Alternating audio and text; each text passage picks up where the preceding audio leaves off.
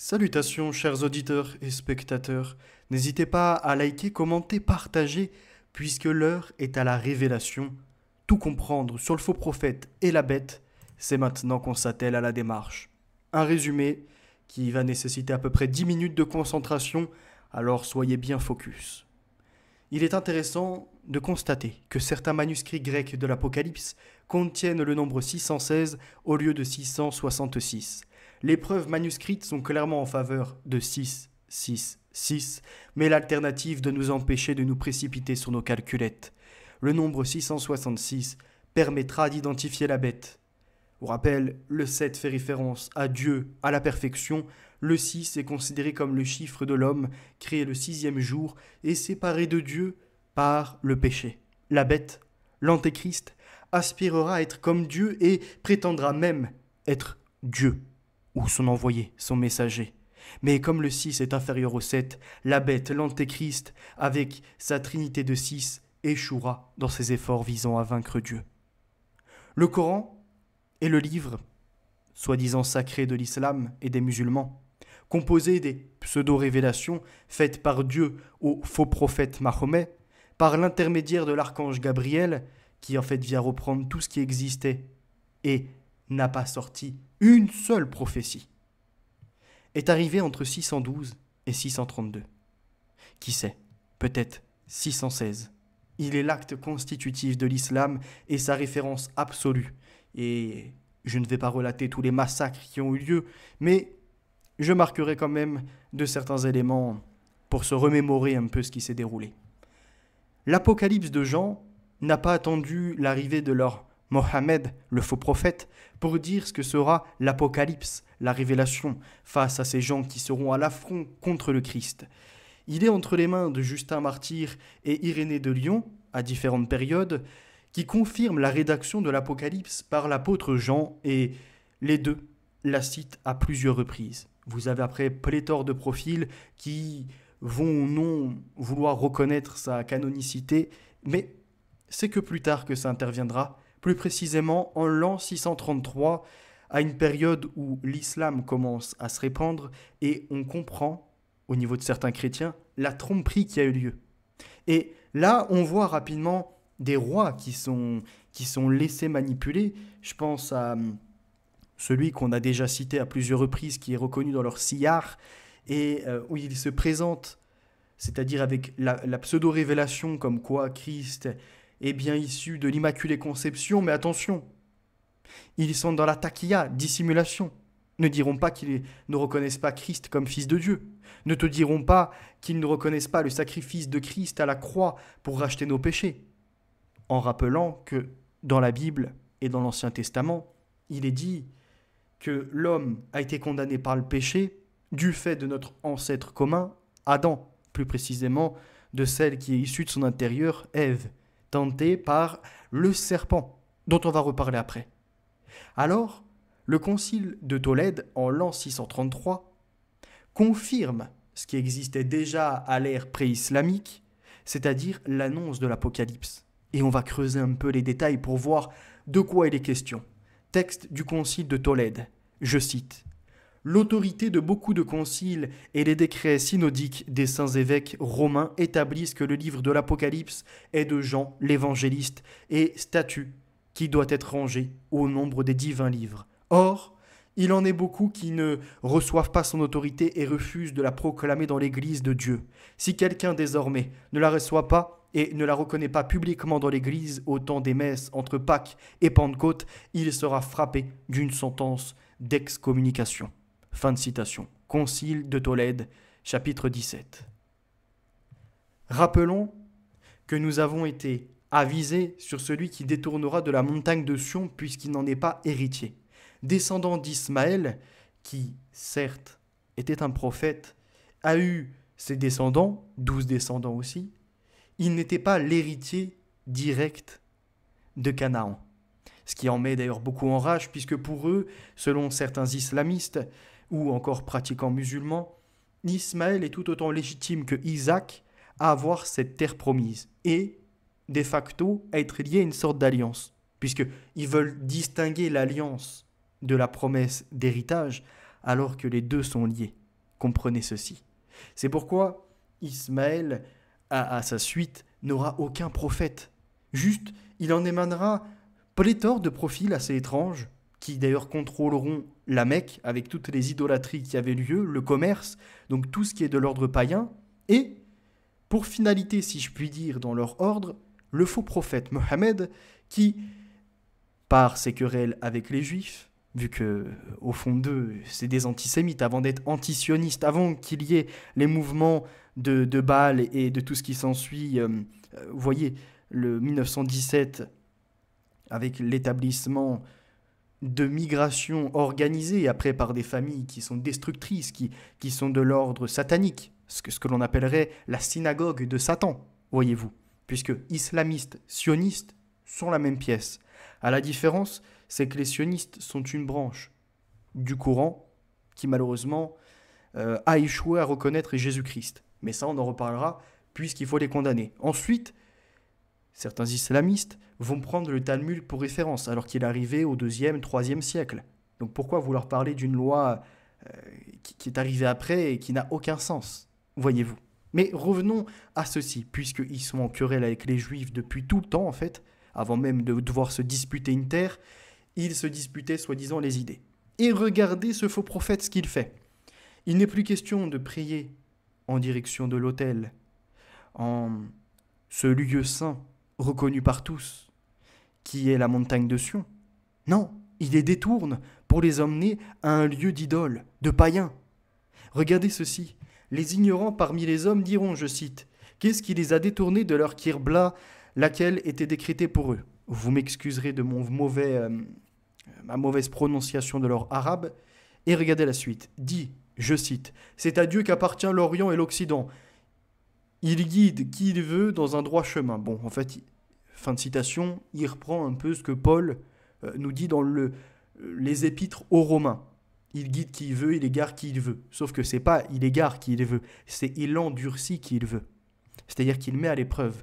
Sauf que par contre, eux, ces bédouins, l'ont changé en il égare qui il veut. Et regardez la suite. Le prophète priait à l'origine vers Jérusalem et fut vivement critiqué lorsqu'il a reçu l'ordre de prier en direction de la Kaaba. Vous cogitez toujours pas ? Pas de problème. Je vais vous mettre plein de faits pour que vous puissiez comprendre que l'islam est la bête, que leur prophète est le faux prophète et que bientôt de cette entité arrivera l'antéchrist qui prendra le contrôle de ces communautés. Connaissez-vous l'histoire des Quraysh ? Les Quraysh sont une tribu arabe marchande qui habitait et contrôlait historiquement la Mecque et sa Kaaba. Le prophète Mohammed a vu le jour dans le clan hachémite de la tribu. Malgré cela, beaucoup de Quraysh étaient fermement opposés à ce faux prophète jusqu'à ce que la conversion à l'islam en masse intervienne en l'an 630. Par la suite, la direction de la communauté musulmane passait traditionnellement à un membre des Qurayshites et comme ce fut le cas avec les Rachidins, Omeyyades, les califes abbassides et des califes fatimides. Qu'est-ce que sont les califes ? Ils se veulent comme vicaires, si je puis dire, représentants de l'autorité de Dieu sur terre. Et ça a été transmis par leur Mohammed après à des membres de sa famille. Toujours le petit clan en resserré qui agit. Ce qu'il faut voir, c'est qu'à la Mecque, cette Kaaba abritait à peu près 360 idoles, mais les plus populaires, même reconnues dans leur islam malgré tout, sont Al-Huza, Al-Lat et Al-Manat, déesses de la lune décroissante. Al-Lat, déesse du soleil représentée par une immense image de granit gris, mais surtout, toutes sont déclarées comme étant les filles d'une autre divinité qui était sur place.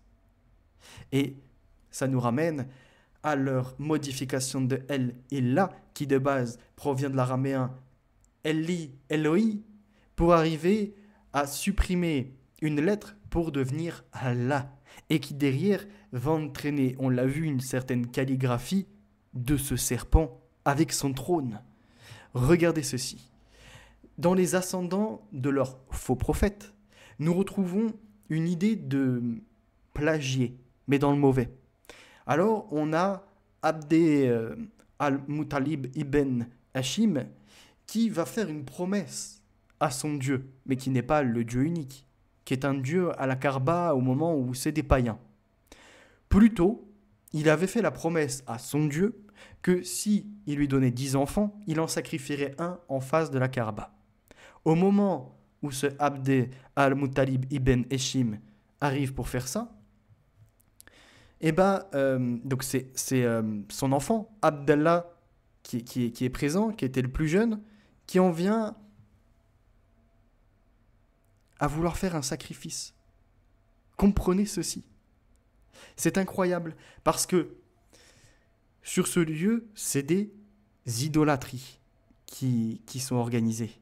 Il y a encore d'ailleurs la circumambulation dont on reparlera après. Vous voyez, le fait qu'ils tournent comme ça en rond et qu'ils font l'effet centrifuge. Plus ils tournent, plus ils s'éloignent de Dieu en soi. Ils se rapprochent de la pierre qui est d'ailleurs noircie comme leur cœur. Et regardez ça. Donc Dieu ne fait pas comme avec les autres prophètes ou les messagers ou encore des accompagnateurs où il leur demande certaines choses. Ou encore, comme c'est le cas, on l'a vu à Abraham, qui est prêt à sacrifier son enfant. Non, non, non, non, non. Là, c'est ces païens qui veulent reproduire ce qu'ils ont entendu et qui sont prêts à sacrifier leur môme.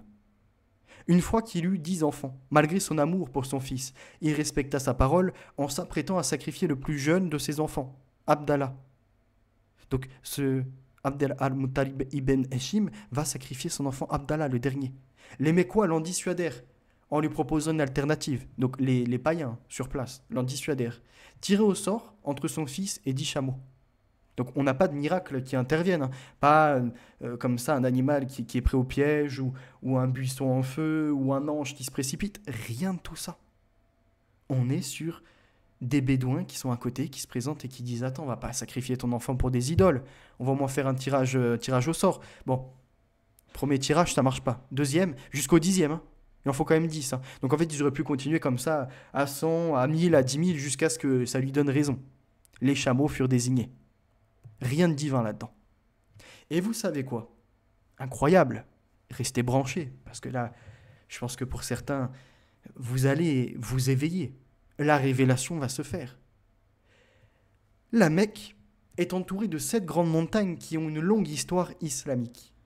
Comparée à Rome, qui est la ville aux 7 collines et non aux 7 montagnes, les mots ont leur importance. La Mecque, elle, a une histoire avec ça. Et regardez ce qui nous est dit dans Apocalypse de Jean, chapitre 17, versets 6 à 9. « Je vis cette femme ivre du sang des saints, du sang des témoins de Jésus. En la voyant, je fus saisi d'un grand étonnement. L'ange me dit, je cite, « Pourquoi t'étonnes-tu ? Je te dirai le mystère de la femme et de la bête qui la porte, celle qui a les 7 têtes et les 10 cornes. La bête que tu as vue existait et elle n'existe plus. Elle va monter de l'abîme et s'en aller à la perdition. Les habitants de la terre, ceux dont le nom n'a pas été inscrit dès la création du monde dans le livre de vie, s'étonneront en voyant que la bête existait, qu'elle n'existe plus et qu'elle reparaîtra. C'est ici qu'il faut une intelligence éclairée par la sagesse.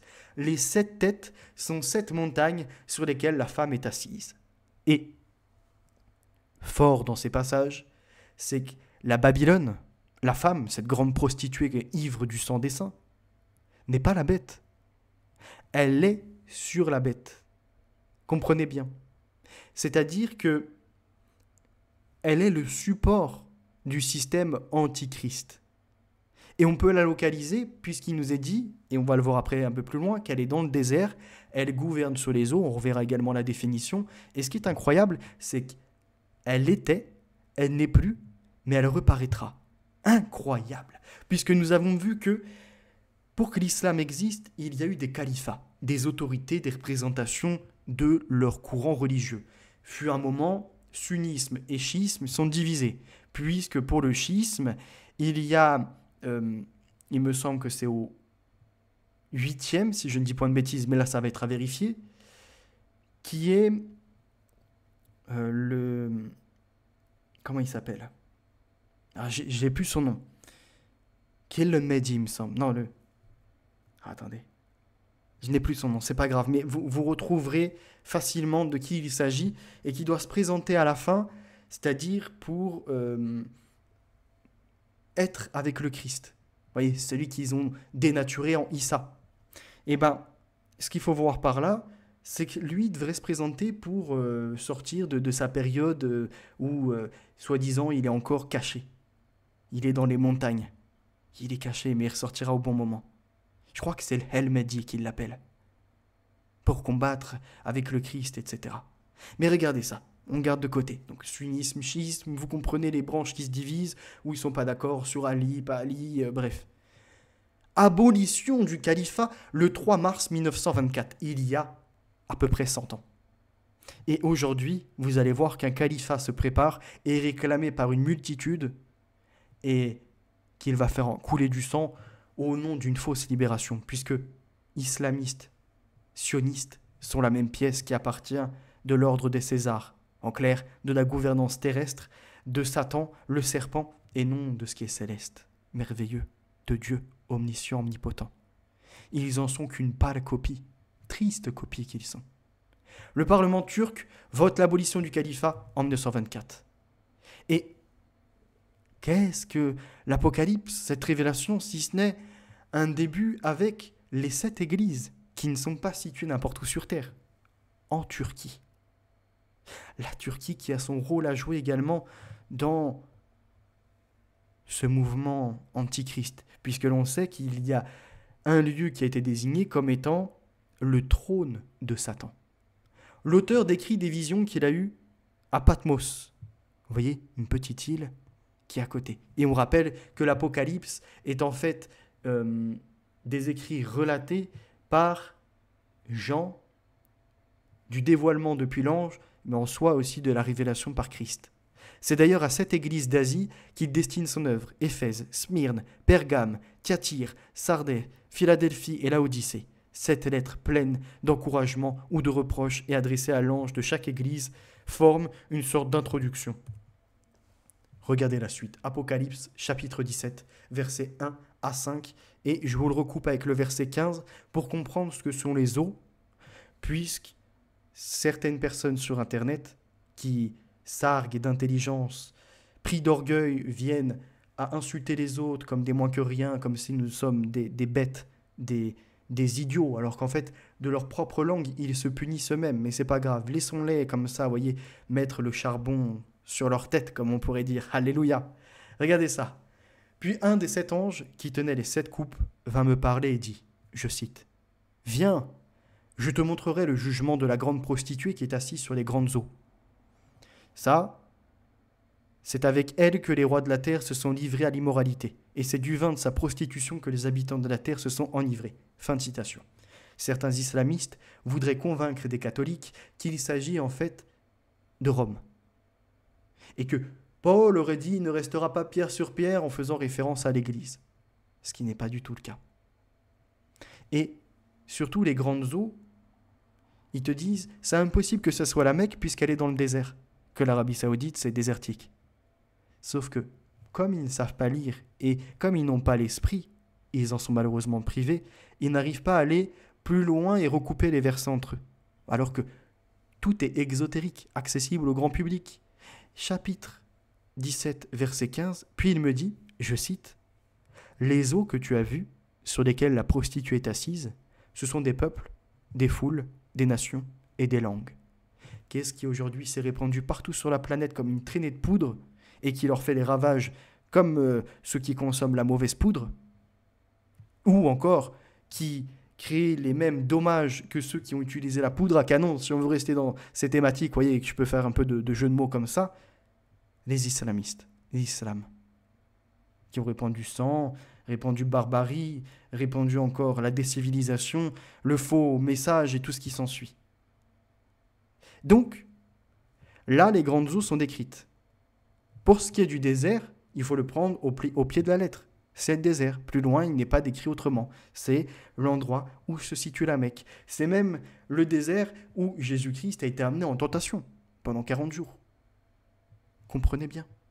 Regardez la suite. Alors, il me transporta en esprit dans un désert, et je vis une femme assise sur une bête écarlate, couverte de noms blasphématoires, qui avait 7 têtes, on l'a vu, donc les 7 têtes sont 7 montagnes, et 10 cornes. Donc on va se questionner après sur ce que sont les 10 cornes. Je l'ai mis d'une autre couleur, pour distinguer cet élément. Cette femme était habillée de pourpre et d'écarlate, et parée d'or, de pierres précieuses et de perles. Elle tenait dans sa main une coupe d'or remplie d'abominations et des souillures de sa prostitution. Sur son front était écrit un nom, un mystère. Babylone la Grande, la mère des prostituées et des abominations de la terre. Fin de citation. Qu'est-ce qui peut être rempli de noms de blasphème, qui peut être considéré comme une prostituée, si ce n'est un lieu où il y avait Almanat, Allat, ou encore bien d'autres, Halouza et compagnie. Un lieu où des gens ont fait couler le sang pour rien. Où aujourd'hui encore, il y a une continuité du faux message.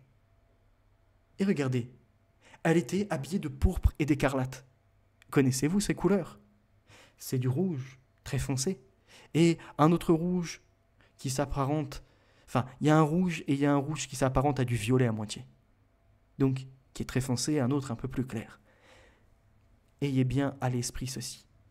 D'abord, je vous ramène à la notion de la Grande Babylone.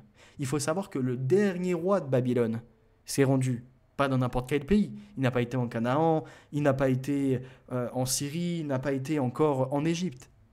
Il s'est rendu en Arabie Saoudite.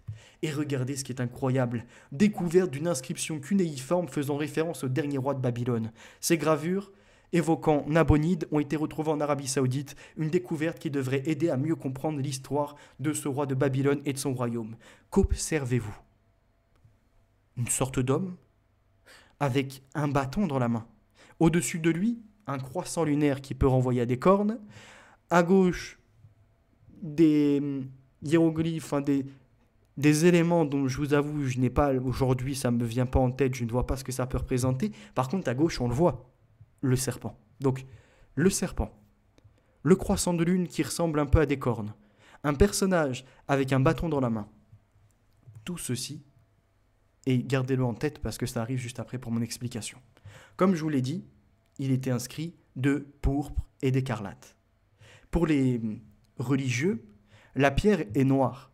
Pour ceux qui ont fait le Hajj, qui ont été sur place, et qui l'ont vu de leurs propres yeux et qui ont témoigné, et vous en avez une multitude comme ça, elle est en fait... Vous voyez la partie noire, c'est pas du noir, c'est du rouge très foncé. Et à côté, vous avez le rouge un peu plus clair qui ne fait pas partie de la pierre. Je vous explique. Cette pierre dite noire était en fait 1. Et elle a été fractionnée. Donc pour la reconstituer en ce lieu, il a été utilisé du ciment.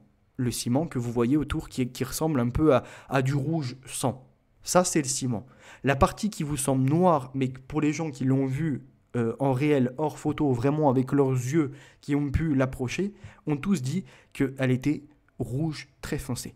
C'est donc pas du noir. Vous voyez, les ordinateurs, les images qu'on peut en ressortir, il y a toujours le contraste que notre écran nous offre, où chacun peut avoir des couleurs différentes de son voisin, qui pourtant a la même photo sous les yeux. De vos propres yeux, par contre, vous pouvez juger par vous-même. Et les témoignages sont multiples, allant dans ce sens. Nous sommes donc sur quelque chose qui est de pourpre et d'écarlate, qui est également, on l'a vu, paré d'or, puisqu'il y a une kirchoua par-dessus, qui renvoie d'ailleurs à un voile, comme si c'était une femme qui était protégée. Vous voyez, un voile par-dessus pour cette grande prostituée, qui veut cacher son abomination, qui est paré d'or, parce que sur cette kirchoua sont inscrits des sourates, se retrouve également rempli de pierres précieuses, puisque dedans, dans cet édifice, il y a du marbre et de perles, etc. Regardez la suite. Vous voyez quoi à droite? Vous vous rappelez de cet événement où on a été alerté sur ces gens du veau d'or qui ont été dans l'idolâtrie, et après, alléluia, punis par le Christ, punis également par Dieu Tout-Puissant. Et là, de l'autre côté, à gauche, vous avez le même phénomène. Des gens qui tournent autour de cette pierre, qui idolâtrent ce lieu puisqu'ils ont tous leur prière en cette direction. Rappelons-le d'ailleurs, pour eux la terre est plate. Alors que si on prend un avion, un bateau ou ce que vous voulez, comme je vous l'ai déjà dit, on peut se mettre n'importe qui au défi, on prend une boussole, on va, selon où on est, par exemple, on part de l'Algérie, on va direction Est, on arrive en Arabie Saoudite. On va direction Ouest, et on fait un voyage beaucoup plus long, on arrive en Arabie Saoudite, ce qui prouve la sphéricité de la Terre. Donc elle n'est pas plate. Et encore une fois, ça prouve leur hérésie, puisque pour eux, ils prient que dans une direction. Alors que si la Terre n'est pas plate, comme la science le prouve, et comme n'importe quel voyageur peut également en acter la véracité, à ce moment-là, ils sont déjà eux-mêmes dans un mensonge, voyez-vous. Ils ont deux directions pour prier, qui ramènent en un lieu. Mais ça peut être l'Est ou l'Ouest, si tu es en Algérie. C'est pas un problème. Bref, passons ce petit détail et regardons, donc, ils tournent autour pour en fait tenter de s'en approcher et imiter qui, si ce n'est le faux prophète, qui a pris cette pierre et l'a embrassée. Et tout le monde croit que viendra la fin, où elle sera brisée par celui qui a les jambes courbées, arquées comme ils le disent, et qu'en fait, à la fin, elle aura des yeux, une bouche, et qu'elle pourra témoigner en leur faveur ou non de leur acte.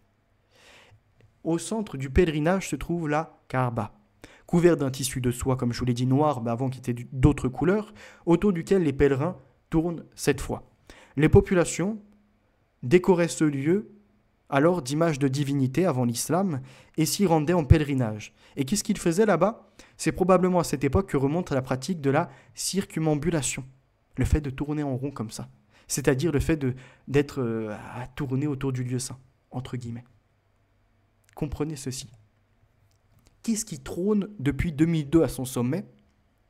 Oui, vous avez donc leur symbole de Allah qui a été une invention après le 7e siècle, qui n'existait pas avant, donc ils s'en ont fait une image de la bête. Ils prient tous et ils adorent tous l'image quand ils l'ont en main, c'est-à-dire par leur livre, ou quand ils ont le front également, ils sont marqués, puisqu'ils sont tête sur le tapis, direction de ce symbole de la bête. Et qu'est-ce qui trône au-dessus de leur pseudo Allah? Oui, les cornes. Un peu comme l'image de Seth, il me semble, pour contrôler le soleil aussi. Tout ça renvoie à ce que j'ai déjà pu aborder sur la chaîne, réponse à Gina sur le nom de Dieu, qui me questionnait, est-ce que les Araméens, ou encore en Libye, ou dans les pays voisins, je ne sais plus exactement, je crois qu'elle m'a parlé du Liban aussi, on dit Allah, selon elle, on disait Allah. Non, en fait, on ne disait pas Allah, on disait Al-Illah, qui n'a rien à voir, et qui ne s'écrit pas du tout pareil. Et également, surtout, il était dit Eli, Eloi, si on remonte à la vraie racine. Et moi, ce qui m'a frappé, c'est ça aussi. C'est ce symbole, ce logo qui renvoie à un serpent, à l'adoration du serpent, et qui renvoie également avec le sceptre à côté, le serpent qui tient le sceptre, comme les rois de Babylone. On l'a vu dans les représentations découvertes en Arabie Saoudite. Et on sait dans l'Apocalypse l'image du serpent qui renvoie à Satan. Dans Genèse 3, verset 14, l'Éternel Dieu dit au serpent, je cite, « Puisque tu as fait cela, tu seras maudit parmi tout le bétail et tous les animaux sauvages. Tu marcheras sur ton ventre et tu mangeras de la poussière tous les jours de ta vie. » Fin de citation. Où est-ce qu'on peut en bouffer à foison de la poussière si ce n'est dans le désert? Regardez autre chose. Apocalypse, chapitre 17, versets 10 et 11. Ce sont aussi 7 rois. 5 sont tombés. L'un règne. L'autre n'est pas encore venu. Mais quand il sera venu, ce 7e roi, il ne doit rester que peu de temps. Quant à la bête, qui existait et qui n'existe plus, elle est elle-même un 8e roi. Elle fait partie des 7 et s'en va à la perdition. À quoi ça renvoie? À l'Arabie Saoudite, qui est en fait arrivée à son 7e roi, mais qui se fait âgé. Donc on sait qu'on est dans les temps de la fin, tout correspond de ce qu'on observe dans la société, des avancées, de la dépravation, de l'hypersexualisation, wokiste, LGBT, islamiste également de l'autre côté, de la perversion au point de dire que d'abuser d'une petite fille de 9 ans, eux ils vont te dire consommer le mariage, non, d'abuser d'une petite fille de 9 ans qui a une époque en plus où l'alphabétisation est peu répandue, donc ne peut pas émettre un vrai consentement libre et éclairé. Et ce n'est pas un comportement sain à 50 ans passés que d'être attiré par une petite fille de 6 ans et puis de la consommer dans son mariage à 9 ans. D'accord? Bref, l'Arabie Saoudite s'est attelée ces dernières années à détruire tout ce qui est, entre guillemets, lié au patrimoine islamiste à l'histoire. Parce que si on avait toute l'étude possible, on pourrait décrire par A plus B que c'est un mensonge, que c'est une construction, voyez-vous, de la pire horreur et de la pire imbécilité qui puisse exister. Et là, on nous dit donc, quand il sera venu, ce 7e roi, il ne doit rester que peu de temps, puisqu'il y aura un 8e roi, et que celui-ci servira la bête. Le prince Mohammed Ben Salman, qui a eu 37 ans, donc il y a maintenant un petit moment de ça, a été nommé Premier ministre par son père qui est le roi Salman, selon un décret. Ils sont plusieurs, descendants, héritiers au possible, mais un était vraiment marqué de façon différente, c'est Mohammed Ben Salman, qui fait ses interventions partout sur la scène médiatique et qui a le projet de The Line, en cours de construction, qui n'hésite pas à faire des massacres sur les Yéménites, mais bon, ça on entend peu parler, ou encore il y a une affaire en cours sur justement, je crois que c'est, eux ils appelaient ça l'Abysside, mais c'est sur cette région du monde, alors je ne l'ai plus en tête, les Éthiopiens, voilà. Sur les Éthiopiens, il y a eu un massacre terrible qui a été orchestré par les Saoudiens.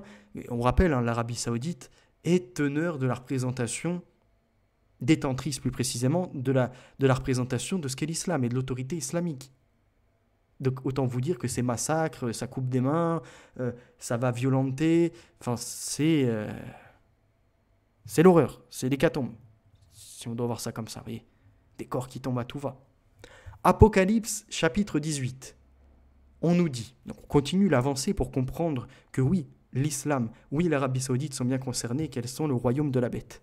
Tous les rois de la terre qui se sont livrés avec elle à la prostitution, au luxe, pleureront et se lamenteront à cause d'elle quand ils verront la fumée de la ville incendiée. On ne parle donc pas de Rome, avec, comment dirais-je plus précisément, le Vatican. Non. Il est bien question de cette ville où tous les puissants de la terre font commerce avec. Voyez. Et regardez, on va comprendre. Il y en a encore pour 5-10 minutes d'explication, comme ça vous serez alertés, avisés. Ne vous soumettez jamais à ce régime de l'horreur. Tenez la parole coûte que coûte. Partir en martyr pour un chrétien et peut-être même pour d'autres, non, ce n'est pas prendre les armes. C'est au contraire poser les charbons sur leur tête. Je vous renverrai à ce que Paul a écrit, les épîtres aux Romains.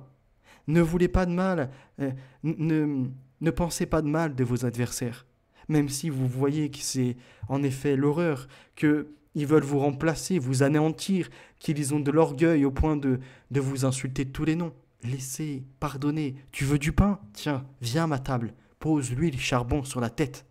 Quand le jugement viendra, alléluia la sentence, double moment où vous vous sentirez apaisé. Regardez ça. Tous ceux qui sont enivrés, livrés à la prostitution au luxe avec celle-ci, se tiendront à distance par crainte de son tourment. Et ils diront, je cite, « Malheur, malheur, la grande ville Babylone, la ville puissante, en une seule heure ton jugement est venu. » Fin de citation. Les marchands de la terre pleurent aussi et sont dans le deuil à cause d'elle, parce que plus personne n'achète leur cargaison. Donc c'est pas les cargaisons d'or, d'argent, de pierres précieuses, de perles, de fin lin, de pourpre, de soie, d'écarlate, de toutes sortes de bois de senteur, de toutes sortes d'objets en ivoire, en bois très précieux, en bronze, en fer et en marbre, de cannelle, d'aromates, de parfums, de myrrhe, d'encens, de vin, d'huile, de fine farine, de blé, de bœufs, de brebis, de chevaux, de chars, de corps et d'âmes humaines. Tout ça, on ne les achète pas au Vatican. C'est bien en Arabie Saoudite que ça se déroule. Donc, à nouveau, on confirme les écrits. Les fruits que tu désirais profondément sont partis loin de toi. Toutes ces richesses et ces splendeurs sont perdues pour toi et tu ne les reverras plus. La Mecque, toujours citée, bien évidemment, on ne s'en éloigne pas. Culte de l'argent. Partout à la Mecque, pullule, petite échoppe et galerie marchande. Je cite, « Où que vous soyez dans la ville, il y a, tout près, quelqu'un pour vous vendre quelque chose. » Ce n'est plus les marchands du temple à l'entrée même du temple, c'est les marchands du temple au sein de ce qu'ils considèrent eux comme leur temple. C'est fou, regardez ça, résume l'intellectuel britannique d'origine pakistanaise Siodin Sardar dans son ouvrage Histoire de la Mecque publié en 2014. Le commerce y est omniprésent, omnipotent. C'est pas Dieu, hein, là-bas qui est omniscient, omnipotent, même s'ils te l'écrivent comme tel. Dans leur cœur, c'est l'argent qui les gouverne. Les pèlerins étant incités sans discontinuer à dépenser leur argent. Ils appartiennent à César, ils se rendent à César, souligne l'auteur en pointant un culte de l'argent et du consumérisme. Il y a d'abord les souvenirs pieux que le pèlerin ramène par brassée, tapis de prière, made in China bien évidemment, encens made in China aussi, exemplaire du Coran, chapelet en bois ou perles de plastique clinquant, foulard, eau de zamzam, censé receler des vertus miraculeuses Il parle de shirk. La blague. Horloge chantant les appels à la prière, figurines de la Kaaba, fabriquées en Chine. Bref, on est vraiment sur de l'exploitation commerciale. Mais on trouve aussi de l'or saoudien très prisé, des montres, du prêt-à-porter, des produits high-tech, tout ça qui renvoie à ce qu'on a vu. Bien que les communications soient difficiles, souvent laborieuses entre marchands et pèlerins en raison de la diversité des langues, le marchandage est toujours possible. Une petite calculatrice permet généralement aux deux parties de s'entendre sur le commerce de la bête. Apocalypse chapitre 17. Je vous ramène un petit peu avant. Vous savez, je vous ai mis en rouge tout à l'heure les 10 cornes.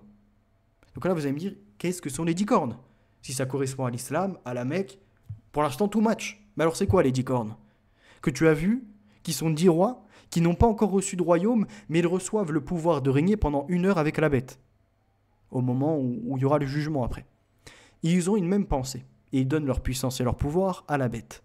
Ils les combattront contre l'agneau, donc contre les enfants de Christ, contre ceux qui expliquent que Jésus-Christ est fils de Dieu. Donc, pour eux, on est associateurs. On est pire que des mécréants, des koufars, tout ce que vous voulez. On est associateurs. Le pire péché qui puisse exister. Mais l'agneau, lui, il les vaincra, puisqu'il est parole de vérité, et qu'il est le Seigneur des seigneurs et le roi des rois.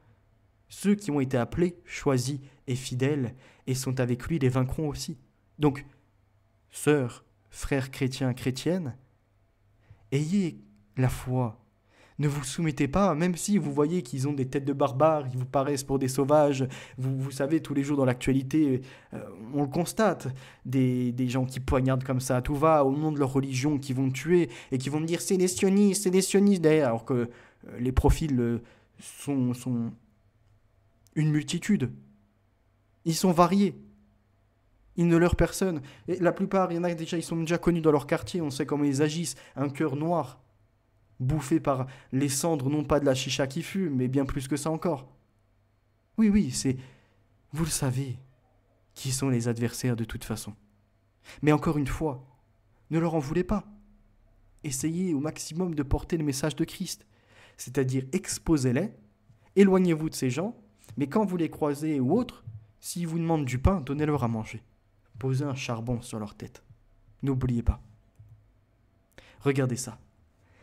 10 cornes, au moment de l'Apocalypse, donc de la révélation à la fin des temps, au commencement de quelque chose de nouveau, sans ces barbares, et on voit l'alliance des 10 cornes, qui sont 10 rois, mais qui n'ont pas encore reçu d'autorité. Et on va nous en dire plus après sur ces 10 rois. Incroyable. Puisque les BRICS étaient 5, Chine, Russie, Inde, Afrique du Sud, Brésil, et voilà que 5 autres arrivent, et sont déjà en place, Égypte, Iran, Arabie Saoudite, Émirats Arabes Unis. Et il y en a un autre qui s'est ajouté. Il ne me semble pas l'Argentine qui allait rejoindre, c'est un autre pays, c'est l'Égypte. Elle a été citée, Iran, Arabie Saoudite, Émirats Arabes Unis, et il y en a un autre pays, je ne sais plus c'est lequel. Mais Iran, Arabie Saoudite, chiisme, sunnisme, qui se retrouvent au sein d'un même dogme politique. Regardez la suite. Les 2 bêtes. Apocalypse, chapitre 13. Je vous fais revenir un peu avant, pour bien comprendre ce qui se passe. Puis je vis monter de la mer une bête qui avait 7 têtes et 10 cornes, et sur ses cornes 10 diadèmes, et sur ses têtes des noms blasphématoires. La bête que je vis ressemblait à un léopard. Ses pattes étaient comme celles d'un ours, et sa gueule comme une gueule de lion. Le dragon lui donna sa puissance, son trône et une grande autorité. L'une de ses têtes était comme blessée à mort. Mais sa blessure mortelle fut guérie. Remplie d'admiration, la terre entière suivit alors la bête. On adora le dragon parce qu'il avait donné l'autorité à la bête. On adore aussi la bête en disant, je cite, « Qui est semblable à la bête et qui peut combattre contre elle ?» Fin de citation. Et il lui fut donné une bouche qui proférait des paroles arrogantes et des blasphèmes. Et elle reçut le pouvoir de faire la guerre pendant 42 mois. Elle ouvrit la bouche pour proférer des blasphèmes contre Dieu, pour insulter son nom et son tabernacle, ceux qui habitent dans le ciel. Il lui fut permis de faire la guerre aux saints et de les vaincre. Elle reçut l'autorité sur toute tribu, tout peuple, toute langue et toute nation. On comprend très bien qu'il n'est pas question des sionistes. Il n'est pas question non plus de chrétiens, des fois, qui vont dans des courants alternatifs, vous voyez, des branches comme les mormons ou ce que vous voulez. Parce que ça n'a aucun sens, des chrétiens qui ferait la guerre à d'autres chrétiens et qui serait prêt à en tuer d'autres comme ça. Non, ça ne tient pas la route. Les Juifs ne sont pas assez nombreux, les sionistes sont les plus détestés de la terre, que ce soit d'ailleurs auprès des Juifs, pour ceux qui sont encore dignes, auprès des chrétiens ou encore auprès des musulmans et des athées même, ils ne sont pas dans une bonne position. Et ce qui est très bien comme ça. Donc les sionistes, il n'y aura pas de troisième temple, ils vont tout échouer. Hein. Tout ça, c'est leur destruction qui les attend. Et d'ailleurs, nous dans la Bible, on le sait parce qu'il est dit que à un moment, la tribu d'Israël et ceux qui s'en revendiquent comme tels vont être entourés. C'est-à-dire plein de nations vont se préparer à leur faire la guerre. Mais elles vont être entourées avant qu'il y ait l'attaque. Et quand elles vont se faire attaquer, une grande partie de ceux qui se déclarent juifs, plus précisément israéliens de la tribu d'Israël, mais qui ne le sont pas, des tribus d'Israël, mais qui ne le sont pas, vont être anéantis. Ils vont payer tous leurs crimes qu'ils ont commis. Ils vont être anéantis. Dieu, encore une fois, dans la bonté. Donc il va permettre, malgré le fait que certains vont servir l'Antéchrist pendant un certain temps, il va quand même se servir d'eux, voyez-vous, pour en condamner d'autres. Il fait les choses avec justesse. Mais il est dit, et c'est là où on voit à nouveau que dans le peuple d'Isaac et dans la descendance, il y a toujours des Juifs qui sont le peuple élu de Dieu. Malgré le fait que leurs confrères ou d'autres de leur communauté n'ont pas reconnu le Christ, se sont même moqués, ont carrément été à vouloir le condamner et l'ont fait condamner, il y a parmi les descendants certains qui se questionnent, qui restent dans le courant talmudique, avec également le côté de la Torah et respecter les lois qui sont en réalité plus d'actualité, puisque le circoncis peut être incirconcis de cœur et d'esprit, et inversement, un incirconcis de chair peut être circoncis de l'esprit. Ça c'est pareil, c'est dans Paul, épître aux Romains. Donc, ça signifie qu'il va y avoir une condamnation prochainement. Et qu'énormément vont s'enorgueillir et dire « Regardez, Dieu nous a permis de les juger.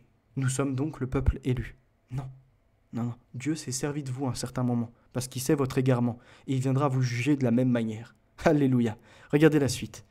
L'une de ses têtes était donc comme blessée à mort, on l'a vu, et il fut permis de gouverner sur toute nation. Mais surtout, le dragon lui donna sa puissance, son trône et une grande autorité.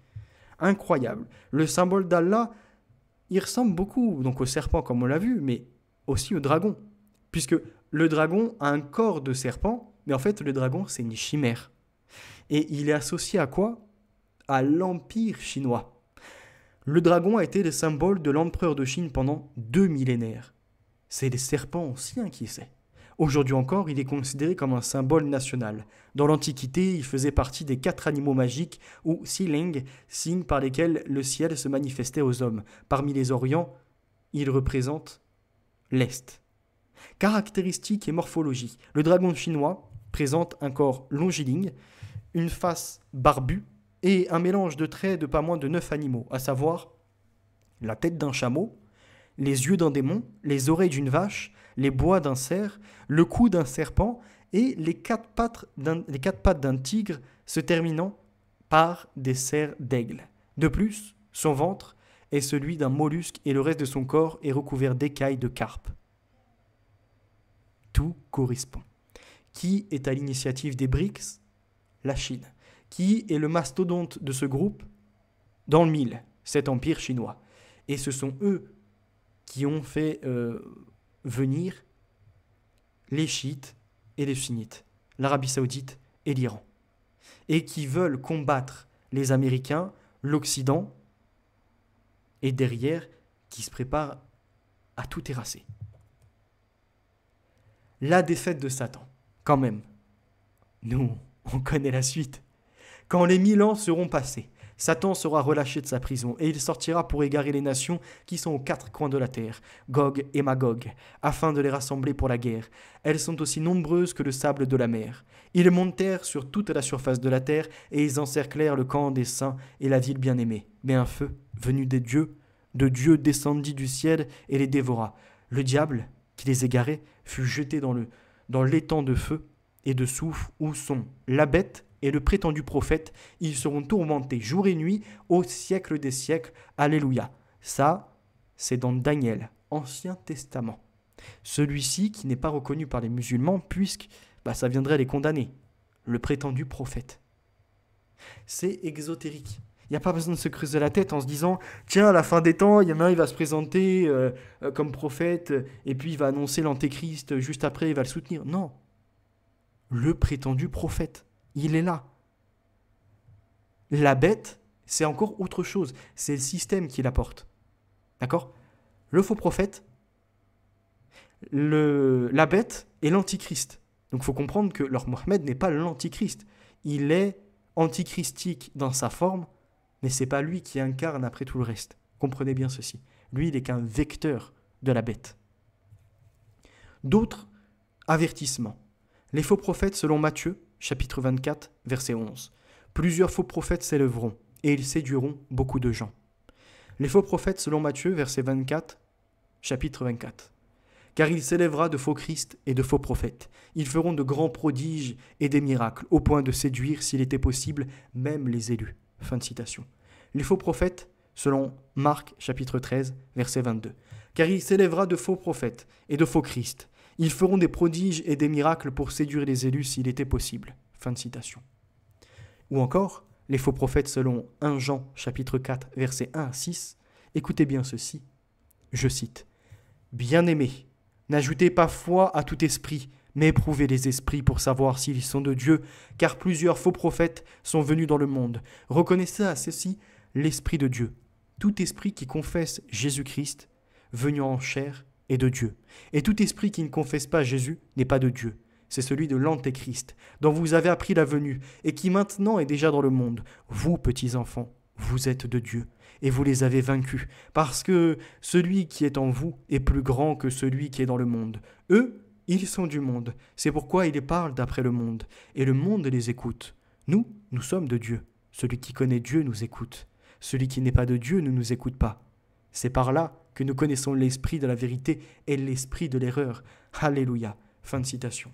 Puisque, vous le savez, ces gens qui sont dans l'islam pensent qu'au paradis, ils auront des vierges, qu'ils seront dans une forme humaine et qu'ils iront consommer je ne sais combien de petites filles peut-être, ou non d'ailleurs, en tout cas, arriver à l'âge de maturité, donc à partir de 9 ans, que Dieu tolérait ça même au paradis, puisque c'est un modèle apparemment acceptable selon eux, qu'il y aurait plusieurs vierges, des rivières de sang. Alors c'est haram sur la terre, c'est quelque chose qui est défendu, dont il ne faut pas consommer l'alcool à outrance, mais au paradis, tu as carrément des rivières.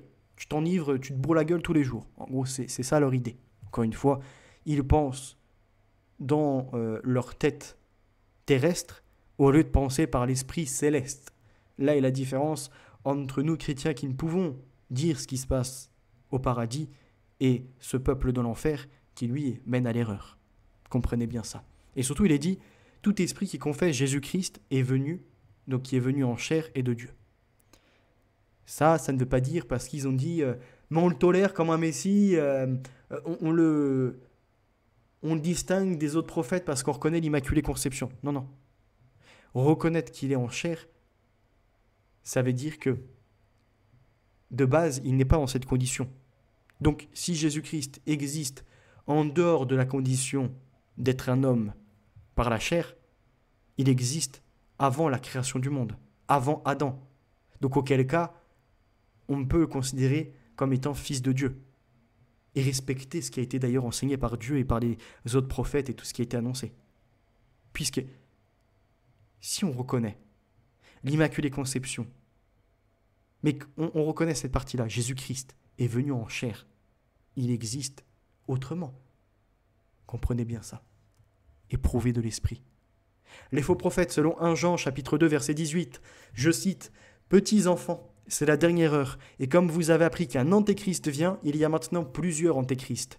Par là, nous connaissons que c'est la dernière heure. » Fin de citation. Les faux prophètes, selon 1 Jean, chapitre 2, verset 22. « Qui est le menteur, sinon celui qui nie que Jésus est le Christ? Celui-là est l'antéchrist, qui nie le Père et le Fils. » Fin de citation. J'ai vu beaucoup s'égarer en disant « Qui est menteur, sinon celui qui nie que Jésus est le Christ ?» Et il s'arrête là. Bah non, on reconnaît que Jésus est Christ. Non, non, non, lis la suite. Apprends à lire, tu vois. Tu vas jusqu'au bout d'un paragraphe. Ce paragraphe, plus précisément ce verset, il faut aller jusqu'au bout. Celui-là est l'antéchrist. Pourquoi ? Parce qu'il nie le Père et le Fils. Et donc s'il y a une notion de Abba et du Fils, auquel cas, Jésus n'est pas juste un prophète comme ça. Il est bien plus. Il est Fils de Dieu. Alléluia. Les faux prophètes, selon 1 Jean chapitre 4, verset 3. Je cite, « Et tout esprit qui ne confesse pas Jésus n'est pas de Dieu. C'est celui de l'Antéchrist, dont vous avez appris la venue, et qui maintenant est déjà dans le monde. » Fin de citation. Ou encore, les faux prophètes selon Matthieu chapitre 7, versets 15 à 20. Écoutez bien ceci, je cite, « Gardez-vous des faux prophètes. Ils viennent à vous en vêtements de brebis, mais au-dedans ce sont des loups ravisseurs. Vous les reconnaîtrez à leurs fruits. Cueille-t-on des raisins sur des épines ou des figues sur des chardons ? Tout bon arbre porte de bons fruits, mais le mauvais arbre porte de mauvais fruits. Un bon arbre ne peut porter de mauvais fruits, ni un mauvais arbre porter de bons fruits. Tout arbre qui ne porte pas de bons fruits est coupé et jeté au feu. C'est donc à leurs fruits que vous les reconnaîtrez. » Fin de citation. Ce qui prouve qu'aujourd'hui, dans la morale admise par tous, parce qu'on a atteint un seuil de conscience lié à l'intelligence, lié au langage. Au début était le verbe. Donc petit à petit, ça y est, on retrouve, même si on n'est pas dans ce langage universel, on retrouve le verbe. Et celui-ci nous guide vers la conscience, vers l'esprit. Et qu'est-ce qu'il nous dit aujourd'hui sur les actions de pédocriminels ? Que aller consommer une enfant de 9 ans, 12 ans, 14 ans, quand on en a 40, 50 ou plus, c'est immonde. Interrogez n'importe qui.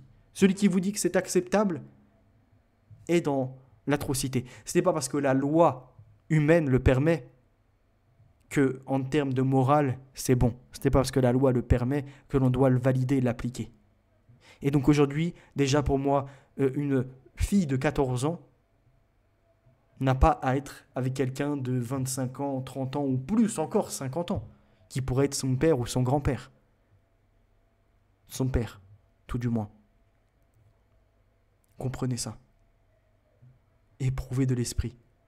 Si à ce moment-là, on reconnaît que ce sont des mauvaises actions, donc de mauvais fruits, on peut directement considérer que l'arbre mahométan est des plus pourris, a été bouffé de l'intérieur et l'aura fait croquer comme Satan a tenté.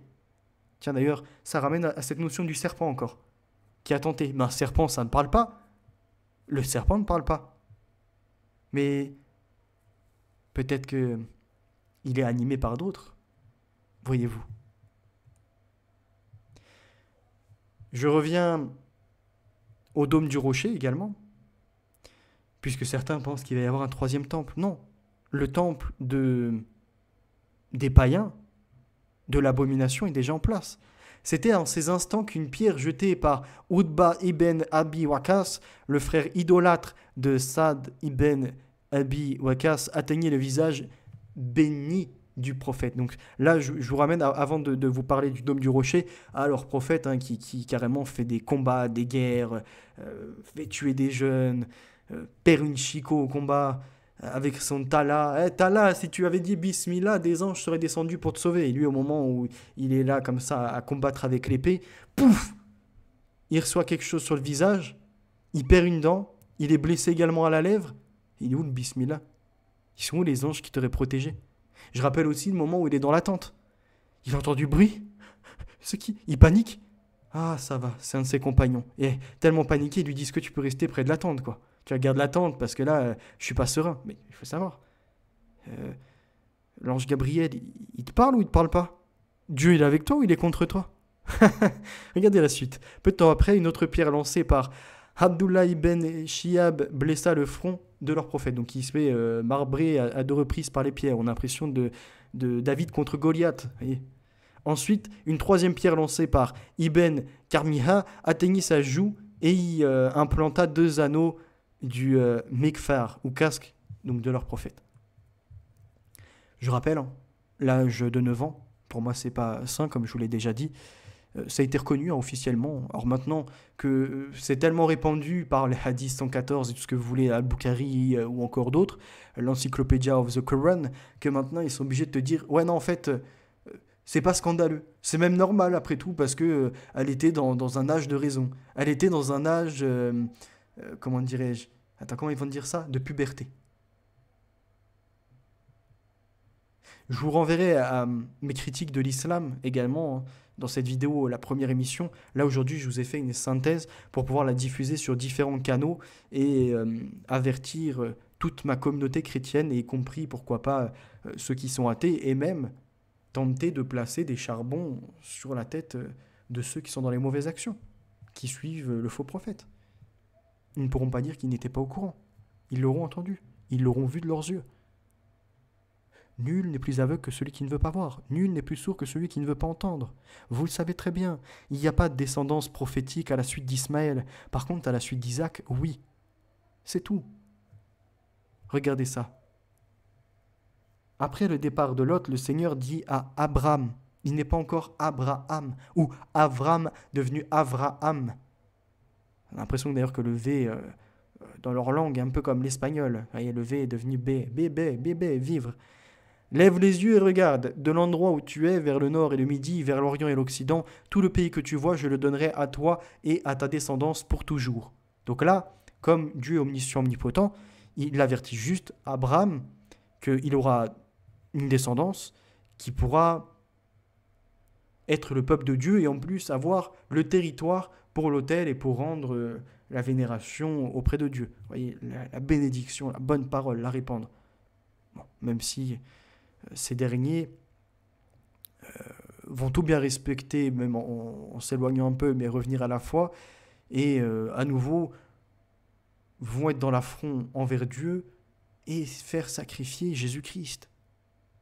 C'est pareil, ces gens-là, c'est de l'horreur qu'ils ont fait. Mais à ce moment précis, il dit à Abraham, pas que Ismaël, son premier enfant, aura la chose. Non, il dit Isaac, parce que en fait, ça va se confirmer par la suite. Si vous voulez comprendre un livre, c'est en passant les chapitres que les détails se précisent. Et donc quand vous allez plus loin et qu'il est devenu Abraham, là il explique en fait que ce territoire sera bien à sa descendance Abraham, donc à Isaac plutôt, et par contre que Ismaël ne restera pas sans rien, voyez, puisque Sarah fait partir la servante et Ismaël. Et il leur promet aussi un peuple derrière. Daniel chapitre 7. Donc on revient aux 10 cornes, ce sont 10 rois qui surgiront de ce royaume, un autre surgira après eux, il sera différent des premiers et abaissera 3 autres. Par ses paroles, il s'opposera au Très-Haut, il opprimera les saints du Très-Haut et projettera de changer les temps et la loi. Les saints seront livrés à son pouvoir pendant 1 temps, 2 temps et la moitié d'un temps.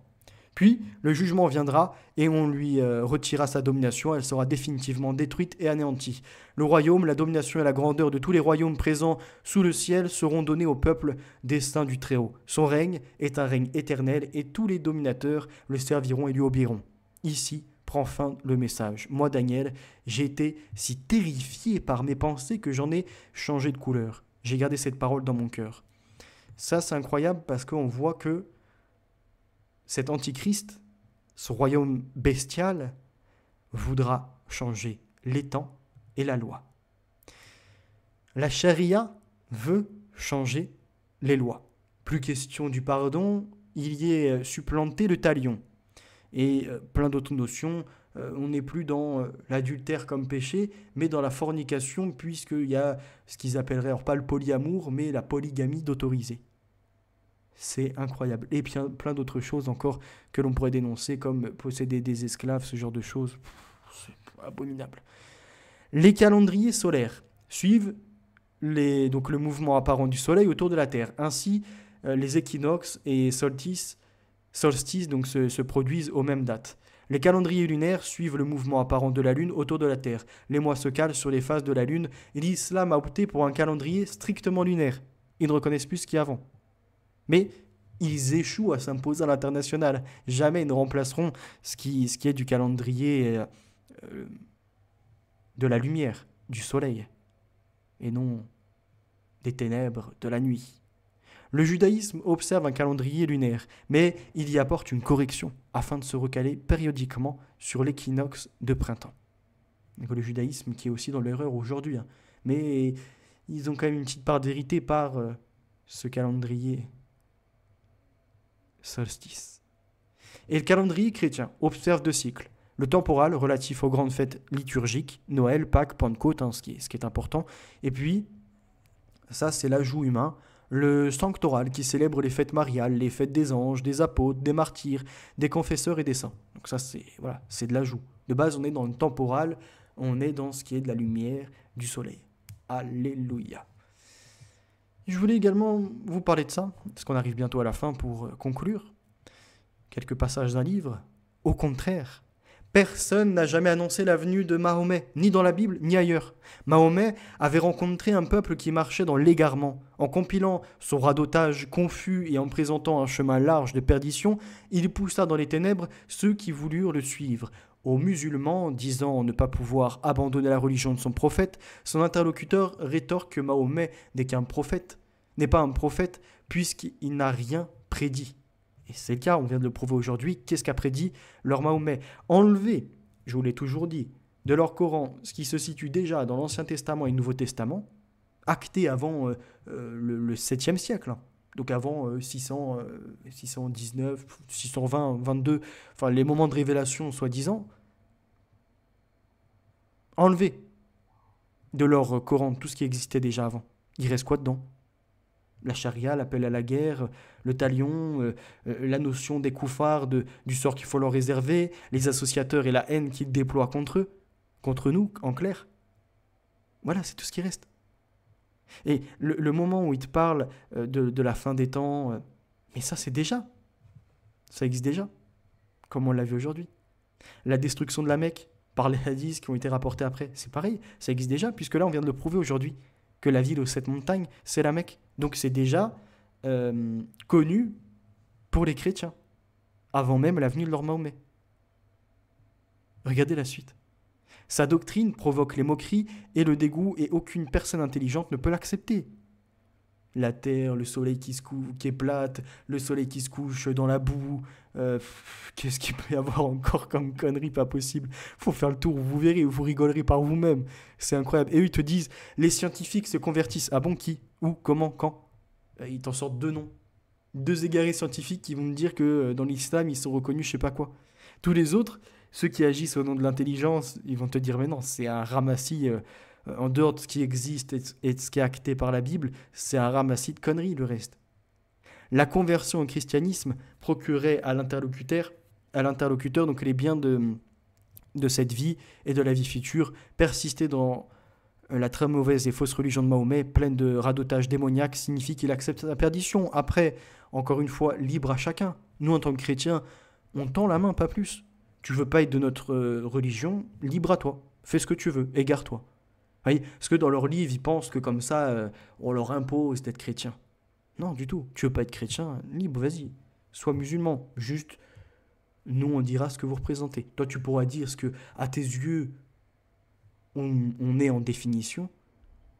Mais nous, avec les arguments, avec l'éloquence, avec le langage, on vient clarifier les choses. Alléluia. La dernière partie constitue une réfutation de la doctrine musulmane selon laquelle Jésus serait un simple prophète. Il s'agit pour l'auteur de démontrer que Jésus est supérieur à tous les prophètes. Tâche qui semble facile. Au sujet d'aucun autre prophète, la Bible ne comporte des témoignages aussi nombreux et aussi clairs. Dans le Christ furent accomplies toutes les prophéties. La vie d'aucun prophète ne ressemble à celle du Christ, ni par sa descente du ciel, ni par sa naissance virginale, ni par son enseignement, ni par ses miracles, ni par sa transfiguration, ni par sa passion, ni par sa résurrection, ni par son ascension. On sait que des événements extraordinaires arrivèrent à d'autres prophètes, Samuel, Jean-Baptiste, mais ces événements ne sauraient être pris comme la préfiguration de l'économie à l'incarnation. En clair, annonciateur du meilleur qui arrive. Comme le disait d'ailleurs Jean-Baptiste. Tu vois, c'est pas moi qui dois me faire baptiser. Tu vois, c'est pas moi qui dois te baptiser de base, c'est toi qui devrais me baptiser. Par ailleurs, on sait aussi que la loi et les prophètes prirent fin avec Jean-Baptiste.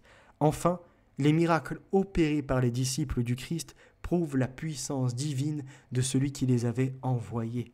Donc il n'y a pas de faux prophète qui intervient après comme ça et qui te dit « ça c'est faux, le Messie est là, et regardez ce qu'ils font eux ». Le dôme du Rocher, troisième lieu saint musulman après la Mecque et Médine, se situe sur le mont du Temple, dans la vieille ville de Jérusalem, où le premier temple a été détruit, temple de Salomon, deuxième temple également détruit et annoncé en plus par Jésus-Christ, donc détruit après en 70. Et à la suite de ça, au 7e siècle, qu'est-ce qui va se reconstruire dessus? Pouf, cette nouvelle religion, Antichrist. Donc il n'y a pas besoin de troisième temple, il est là. La souillure de ce lieu est déjà présente. L'abomination a lieu parce que sur le rocher de la fondation, d'où leur prophète soi-disant est monté au paradis, se trouve au cœur de l'édifice, regardez ça, sur ce lieu saint, où s'est établie la descendance d'Isaac, comme on dit toujours après avec Jacob, on dit bien Dieu de Jacob, d'Isaac et d'Abraham. C'est comme ça que c'est toujours signifié, c'est pas d'Ismaël, il n'est pas cité dedans. Eh bien, là-bas, tout devait se dérouler correctement, si je puis dire. Et là, aujourd'hui, qu'est-ce qui établit, si ce n'est le côté démoniaque de leur prophète, qui te dit qu'il est monté au paradis sur ce lieu, mais plus grave, qui est au sein de cet édifice, à l'intérieur de ce bâtiment, a écrit en arabe classique. Écoutez bien. Ô vous peuple du livre, n'outrepassez point les limites de votre religion et en Dieu parle seulement la vérité. Le Messie, Jésus, fils de Marie, est seulement un apôtre de Dieu et sa parole transmise à Marie est un esprit venant de lui. Croyez donc en Dieu et en ses apôtres et ne dites pas trois, ce sera mieux pour vous. Dieu est seulement un, loin serait de sa gloire pour lui d'avoir un fils. On a également ceci.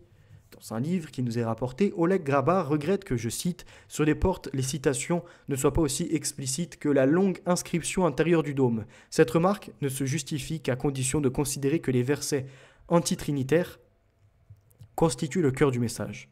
En réalité, bien que plus courtes, les inscriptions des portes nord et est du monument véhiculent un message en forte adéquation avec le texte intérieur. Les 4 inscriptions se trouvent sur 3 thématiques essentielles. L'unicité d'un Dieu créateur et transcendant, déclinée à travers différents arguments, dont la négation de toute filiation qui lui sera associée, le statut de Mohammed, son envoyé, le salut éternel de leur Mohammed qui est demandé à Dieu. Et regardez ça. Je voulais vous en parler. Les caractéristiques des hypocrites. Ils te disent 1, pas 3. Le monothéisme, un Dieu unique. Donc, si on les rejoint et qu'on leur dit « Moi, je reconnais un Dieu unique. Je reconnais Abraham, Ismaël, Isaac, tout ce qui a été enseigné. Mais je ne reconnais pas votre Mohammed. Suis-je un mécréant, un koufar? Ou suis-je dans la droite lignée de reconnaître, imaginons qu'on part dans cette idée-là, je reconnais Allah. Je le reconnais avec ce nom-là en plus, je n'en donne pas d'autre. Je dis qu'il est unique, omniscient, omnipotent. Je vais jusqu'à reconnaître tous les prophètes, sauf le Mohammed. Est-ce que je suis un mécréant qui ne serait pas accepté de Dieu? Ou au contraire, est-ce que je suis au même rang? Et là, ils vont te dire non. Ils vont te dire, tu n'as pas reconnu le dernier des messagers. Donc, en fait, et c'est là où on comprend l'ordre antichrist et le côté de la bête, c'est que si tu ne reconnais pas leur prophète, t'as beau reconnaître Dieu, tu seras dans l'erreur. Donc, dans la finalité de la chose et dans la logique, ils ont placé leur Mohammed au-dessus de Dieu. Puisque si tu crois en Dieu, que tu nommes Allah, etc., mais que tu ne reconnais pas leur religion, tu es dans l'égarement. Pourtant, tu as reconnu Dieu, ce qui est le plus important. Tu reconnais toutes ses vertus, son omniscience, son omnipotence. Tu pourrais dire tout à la lettre, que si tu n'es pas musulman et que tu ne reconnais pas leur Mohammed, tu es le mécréant à attaquer. Donc vous avez compris maintenant qui s'est placé au-dessus de Dieu, de façon dissimulée, la taqiyya. C'est comme ça qu'il a agi, leur Mohammed. Et même ceux qui suivent cette religion n'arrivent même pas à comprendre cette notion. Il les a trompés. Voilà comment agit le serpent ancien. J'espère avoir été éloquent, vous avoir apporté un maximum d'informations. Je pensais qu'on ferait ça en 10 minutes. Il a fallu 1h10. 1 heure de plus. Mais là, vous avez toutes les cartes en main. N'hésitez pas à commenter, partager. Il faut répandre la vérité auprès de tous les chrétiens. N'hésitez pas, si vous allez à l'église, à en parler aux prêtres aussi, et voir si par la suite, avec ces contenus et leurs recherches qui leur seront personnelles ou encore une fois de l'ordre du diocèse, alerter toute notre communauté sur ce qui advient d'ici peu. Gardez-vous d'être troublés, car il faut que ces choses arrivent. La vérité est notre avenir, les valeurs sont ancrées, la victoire assurée. À très bientôt.